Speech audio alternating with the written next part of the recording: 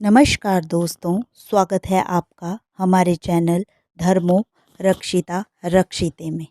श्री त्र्यंबकेश्वर ज्योतिर्लिंग महाराष्ट्र प्रांत में नासिक से 30 किलोमीटर दूर पश्चिम में स्थित है।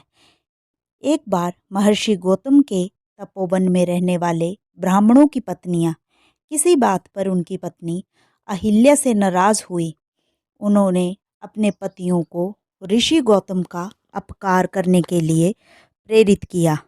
उन ब्राह्मणों ने इसके निमित्त भगवान श्री गणेश जी की आराधना की।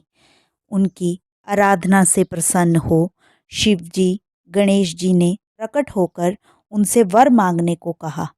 उन ब्राह्मणों ने कहा, प्रभु, यदि आप हम पर प्रसन्न हैं तो किसी प्रकार ऋषि गौतम को इस आश्रम से बाहर निकालें। उनकी ये बात सुनकर गणेश जी ने उन्हें ऐसा वर मांगने के लिए समझाया, परंतु वो अपने आग्रह पर अटल रहे। गणेश जी को विवश होकर उनकी बात माननी पड़ी। अपने भक्तों का मन रखने के लिए वो एक दुर्बल गाय का रूप धारण करके ऋषि गौतम के खेत में जाकर रहने लगे। गाय को फसल चरते देखकर ऋषि बड़ी नरमी के साथ साथ में तृण लेकर उसे हाँकने के लिए लपके। उन तृणों का स्पर्श होते ही वो गाय वहीं मरकर गिर पड़ी। अब तो बड़ा हाहाकार मच गया। सारे ब्राह्मण एकत्र हो गो हत्यारा कहकर ऋषि गौतम की भर्त्सना करने लगे। ऋषि गौतम इस घटना से बहुत आश्चर्यचकित और दुखी थे।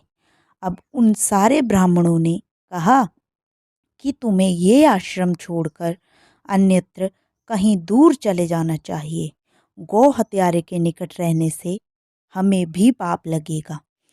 विवश होकर ऋषि गौतम अपनी पत्नी अहिल्या के साथ वहां से एक कोस दूर जाकर रहने लगे, परंतु उन ब्राह्मणों ने वहां भी उनका रहना दूभर कर दिया। वो कहने लगे, गौ हत्या के कारण तुम्हें अवैध पाठ और यज्ञादि के कार्य करने का कोई अधिकार नहीं है। अत्यंत अनुनय भाव से ऋषि गौतम ने उन ब्राह्मणों से प्रार्थना की, आप लोग मेरे प्रायश्चित और उद्धार का कोई उपाय बताएं। तब उन्होंने कहा, गौतम, तुम अपने पाप को सर्वत्र सबको बताते हुए 3 बार पूरी पृथ्वी की परिक्रमा कर लो, फिर लौटकर यहाँ 1 महीने तक व्रत करो। इसके बाद ब्रह्मगिरी की 101 परिक्रमा करने के बाद तुम्हारी शुद्धि होगी। यहाँ गंगा जी को लाकर उनके जल से स्नान करके 1 करोड़ पार्थिव शिवलिंगों से शिव जी की आराधना करो। इसके बाद पुनः गंगा जी में स्नान करके इस ब्रह्म नगरी की 11 बार परिक्रमा करो। फिर 100 घड़ों के पवित्र जल से पार्थिव शिवलिंगों को स्नान कराने से तुम्हारा उद्धार होगा। ब्राह्मणों के कहे अनुसार महर्षि गौतम वो सारे कार्य पूरे करके पत्नी के साथ पूर्णतया तल्लीन होकर भगवान शिव की आराधना करने लगे। इससे प्रसन्न हो भगवान शिव ने प्रकट होकर उनसे वर मांगने को कहा।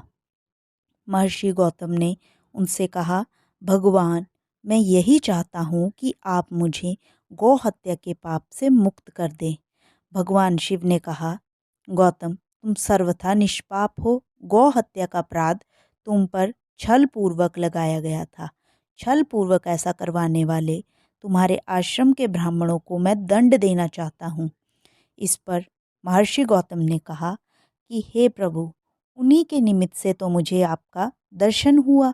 अब उन्हें मेरा परम हित समझकर उन पर आप क्रोध ना करें। बहुत से ऋषियों, मुनियों और देवगणों ने वहाँ एकत्र हो गौतम की इस बात का अनुमोदन करते हुए भगवान शिव से सदा वहाँ निवास करने की प्रार्थना की। वो उनकी बात मानकर वहाँ त्र्यंब ज्योतिर्लिंग के नाम से स्थित हो गए।